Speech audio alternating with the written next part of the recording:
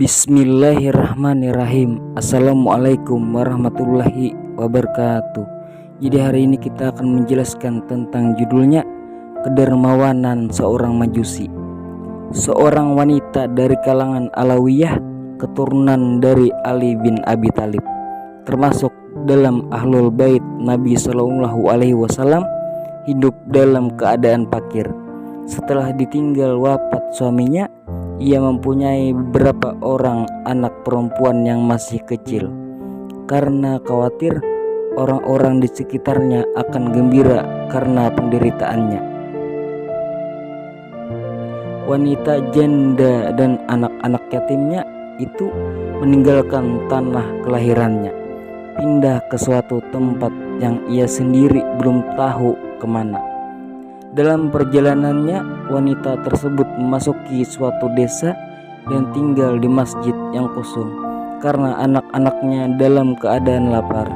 Wanita tersebut mencoba meminta makanan dari warga sekitar masjid yang tentunya tidak mengenal kalau dia seorang Alawiyah. Ia memasuki suatu rumah dari seorang muslim yang tampak berkecukupan, yang ternyata adalah seorang pembesar di desa tersebut. Ia berkata, "Saya ini seorang perempuan asing." Dan wanita tersebut menyebutkan keadaannya dan anak-anaknya yang dalam kelaparan, tetapi lelaki tersebut mengabaikannya begitu saja. Maka wanita itu meninggalkan rumah tersebut dan berjalan lagi sampai di suatu rumah lainnya. Pemilik rumah tersebut yang ternyata beragama Majusi menyambut kehadirannya dengan gembira. Setelah ia menceritakan keadaannya, lelaki Majusi itu memenuhi kebutuhannya. Bahkan ia mengirim salah seorang istrinya menjemput anak-anak wanita tersebut di masjid dan membawanya untuk tinggal di rumahnya.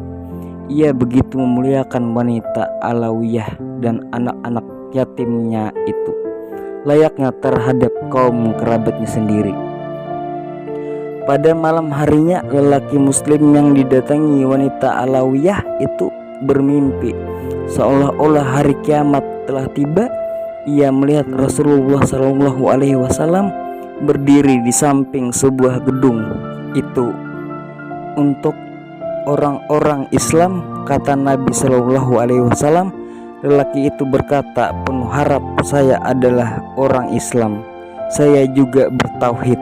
Tetapi tanpa diduga, Nabi Shallallahu Alaihi Wasallam bersabda dengan nada kurang ramah, "Tunjukkan buktinya di hadapanku."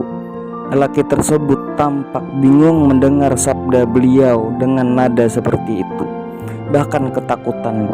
Kemudian Nabi Shallallahu Alaihi Wasallam menceritakan tentang wanita yang telah mendatanginya meminta sesuatu dan ia mengabaikannya itu, dan ia terbangun dari mimpinya.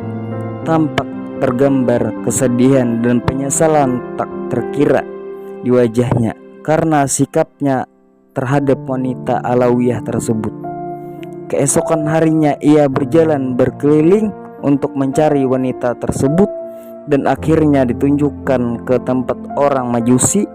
Setelah bertemu, ia minta dengan sangat agar lelaki Majusi itu menyerahkan wanita dan anak-anak yatimnya tersebut kepadanya.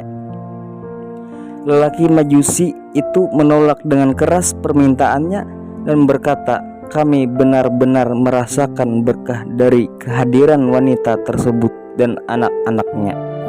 Lelaki muslim itu mengeluarkan sekantung uang sambil berkata, "Ambillah uang 1000 dinar ini dan serahkanlah mereka kepadaku." Lelaki Majusi tetap bertahan menolak permintaan tersebut. Walaupun disuap dengan 1000 dinar, lelaki muslim yang juga pembesar desa itu tampaknya ingin memaksakan kehendaknya dengan memanfaatkan kekuasaannya. Segala cara dari yang halus hingga yang kasar dilakukannya untuk bisa membawa wanita Alawiyah itu beserta anak-anaknya. Karena lelaki muslim itu begitu memaksa, maka lelaki Majusi itu berkata, Apa yang engkau inginkan itu, akulah yang lebih berhak dengannya. Mungkin engkau bermimpi sebagaimana aku memimpikannya, dan gedung yang engkau lihat dalam mimpi itu diciptakan untukku. Apakah engkau ingin membanggakan keislamanmu padaku? Demi Allah, aku dan seluruh keluargaku tidaklah tidur tadi malam kecuali telah memeluk Islam di tangan wanita tersebut.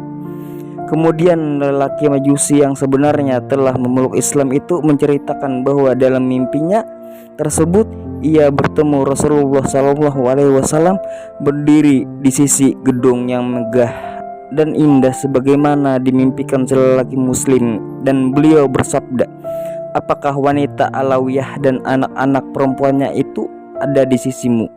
Benar ya Rasulullah, katanya.